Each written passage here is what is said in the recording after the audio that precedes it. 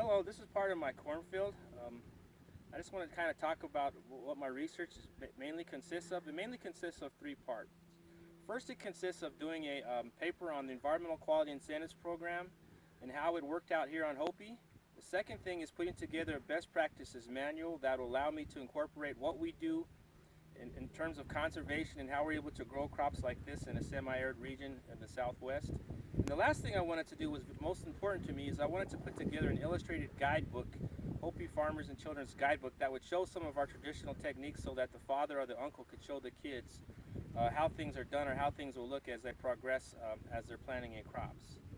You know, at Hopi, this is probably the only place that I know of that I can think of that we actually raise corn to fit the environment, whereas a lot of the American agriculture tries to manipulate the environment to fit the corn. And that's kind of ironic that I say that. But out here at Hopi, we do a lot of things, and we're able to raise these kind of crops in less than 6 to 10 inches of annual rainfall a year. And so when I talk about natural resource, I not only talk about just corn in itself, but I talk about the management of the soil where as compared to nutrient management. I also talk about water conservation, because our water budget here at Hopi is a lot different than you would see in typical Western standard textbooks.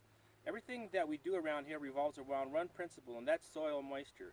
So all of our plants and all of our techniques completely revolve around soil moisture. And so the spacing of our plants, as you can probably see in the background, is about 10 feet apart.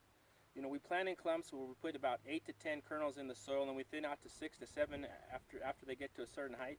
And all these have to relate to conservation, because once again, we do not use any water out here. What we do is what they call auction farming, or flood farming, and we plant in areas that are conducive to that. So when we do get a monsoon blast, it basically floods out and covers our field. And we have our own ways of doing things. And some of my main things that I would like to do is get some of our conservation techniques and put them in this manual that the Natural Resource Conservation has called the Field Office Technical Guide. And in that has your standard practices that they use. But I would like to have our practices incorporated into that so that we're able to better use that program. Like I said, the program's called the Environmental Quality Incentives Program.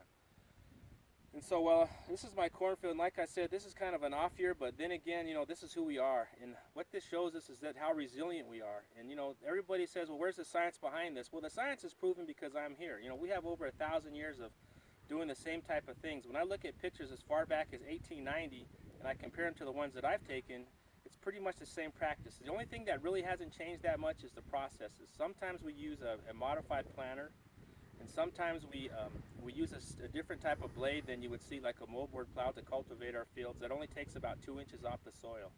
And I think that's very important.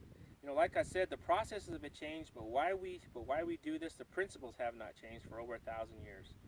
And so hopefully, generation after me, and what I leave behind with some of my work that I'm doing and some of my research that I'm doing, will allow us to carry on to the next generation, because that's what's important. So these plants are like a community to me. They're raised in clusters just like a community, and they need to be looked at as a community. And to really understand conservation, you have to be there and you have to practice it.